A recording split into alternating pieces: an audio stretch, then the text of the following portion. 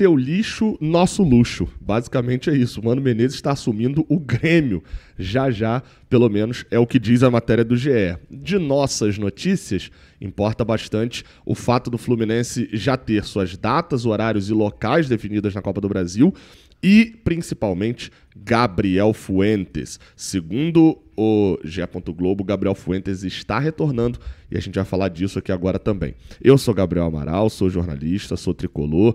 Dá essa moral aí pra gente deixando o like, se inscrevendo aqui no canal, beleza? E ajudando, tô aqui em São Paulo, partindo pro Chile daqui a pouco, mas vem com a gente pra gente abordar bastante sobre a situação do Fluminense. A gente começa falando sobre Gabriel Fuentes, uma matéria do GE. Globo diz que o Fuentes está fazendo ali já a transição física e que já com isso se aproximando da volta ao time após o estiramento de grau 2 na coxa no primeiro jogo da final do Campeonato Carioca. Gabriel Fuentes já iniciou essa fase de transição. Existe a possibilidade de que ele viaje para o Chile para o jogo contra a União Espanhola, mas o mais provável é que o retorno dele só aconteça no sábado seguinte, né? No jogo contra o Botafogo, porque a reação dele nos próximos dias, ela vai ser extremamente importante. Isso porque, tá? Uma lesão muscular, ela não é uma coisa... Como é que eu vou dizer assim, tá? Ela não é uma coisa prática, uma coisa objetiva. Ou o osso calcificou ou não calcificou. Ou o tendão rompeu ou não rompeu. Então, a lesão muscular, o jogador vai começar a estressar o músculo de novo, e isso tudo tem que ser feito bem devagar, porque se ele sentir uma mínima pontada, parou para poder não voltar a lesão, volta a tratar de novo. Então esse processo de transição é exatamente isso. Ele ainda não está recuperado e liberado para voltar a jogar, mas ele não está mais no departamento médico fazendo trabalhos de recuperação. Ele está numa transição entre um e outro. Então essa é a importância desse trabalho, torcer para tudo correr bem. A questão é o seguinte... O Antinouco lá no Jornada tem dado por várias vezes a opinião de que o Fuentes volta e que vai ser assim, não, tá voltando no banco porque tá sem ritmo de jogo e tal, mas que vai na sequência o Fuentes ficar no banco inicialmente pro René.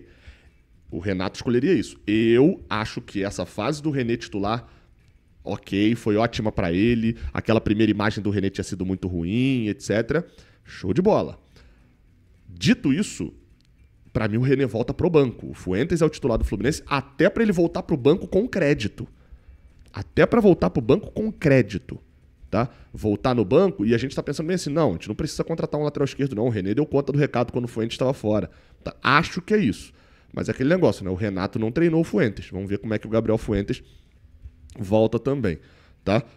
No caso do retorno ali do Gabriel Fuentes, é dentro daquilo que era esperado. Tem um mês já que ele está fora, um pouquinho menos, na verdade, de um mês, e o esperado é que ele fique ali entre 4 a 6 semanas de tratamento. Vai ser exatamente o que ele vai acontecer, né? Ele bateu agora, ele se lesionou no dia 12 de março, tem agora 35 dias, normalmente o que acaba ficando de fora são 40, 45 dias, é mais ou menos o tempo que ele vai ficar de fora mesmo. Vamos para outra notícia, isso porque foi definido, a CBF anunciou que o jogo do Fluminense será no Serra Dourada. Estádio em Goiânia será o estádio onde o Fluminense jogará contra a Aparecidense. Com essa definição, fica definido que eles não venderam o mando de campo para Brasília e o Fluminense agora já sabe todos os seus adversários, toda a sua tabela, todas as suas viagens até o Mundial de Clubes, beleza? O Fluminense vai, o jogo de ida sendo no Maracanã, enfrentar na próxima rodada, vai enfrentar pelo Brasileirão o Vitória no domingo, viaja para o Chile para enfrentar a União Espanhola e aí joga 3 jogos em sequência no Rio de Janeiro. Joga contra o Botafogo, como visitante, mas é no Rio, né, não tem viagem, contra a Aparecidense e contra o Sport. Depois tem também aqui no Rio de Janeiro, aliás, em La Paz, São José, em Minas, Atlético Mineiro, e aí vem União Espanhola, Juventude fora de casa e a Aparecidense lá no Serra Dourada. As datas dos jogos, tá? Ficou definido que o jogo, além de ser disputado na Serra Dourada, vai ser na terça-feira, às 9h30 da noite no Maracanã, no dia 29, tá? Então o Fluminense joga na terça-feira, dia 29, no Maracanã, contra a Aparecidense às 9h30 da noite, um péssimo horário, né? E o jogo de volta vai ser disputado na quarta-feira, dia 21 de maio, às 7h30 da noite, lá no Serra Dourada. Então é isso. Tá aí a sequência de jogos do Fluminense.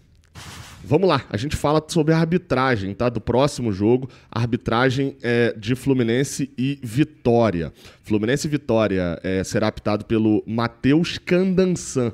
Esse árbitro chamou muita atenção por dois motivos. Mais recentemente, porque apitou a final do Campeonato Paulista e ele tem apenas 26 anos. E ele apitou a final do Campeonato Paulista e, assim, nitidamente, eu tava vendo o Corinthians e Palmeiras, ele sentiu o jogo. Foi um jogo que teve uma confusão muito grande e ele não deu conta, na minha opinião, daquele jogo. Mas até aí, beleza, é um jogo de Brasileirão agora, um jogo Fluminense e Vitória e tal, um jogo, né, de um apelo menor do que o Corinthians e Palmeiras numa final de campeonato.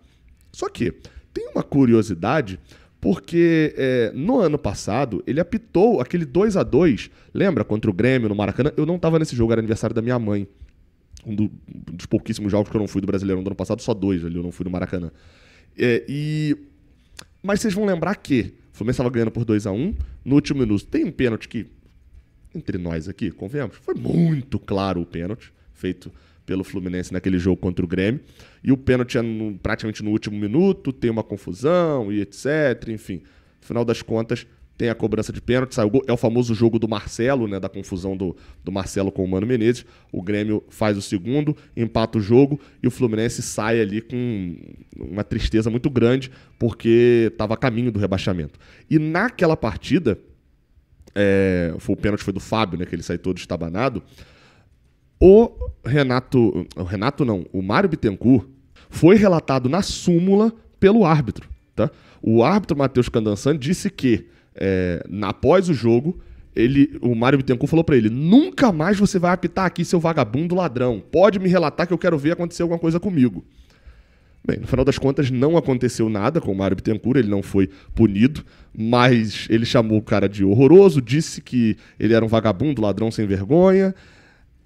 E no final das contas ele falou assim: nunca mais vai apitar aqui. Não aconteceu nada com o Mário Bittencourt e nem com o Matheus Candansan, né, que apitou de novo. No final das contas o Mário, obviamente, estava irritado, como qualquer torcedor ali no pós-jogo, mas no final das contas o Matheus Candansan vai apitar de novo. Provavelmente é um árbitro que não nutre muitas felicidades, né, sobre o Fluminense. Esse é meu medo, né? Ele naquele jogo ainda teve um problema muito sério com cartões amarelos, já não foi só a questão do pênalti, ele deu amarelo pra uma galera, suspendeu uma galera do Fluminense, enfim, foi uma merda. E aí, falando sobre o Marcelo, só uma curtinha, até porque não é do Fluminense, mas interessa, né, também, porque é um rival do Campeonato Brasileiro, é que o Grêmio já iniciou contato, segundo o GE. Globo, após a demissão do Gustavo Quinteiros, para o Mano Menezes assumir o time. Ou seja, o Mano Menezes, na quinta rodada, a notícia não é do GE, não, perdão, a notícia é do GZH, né, do Grupo Zero Hora lá do Rio Grande do Sul.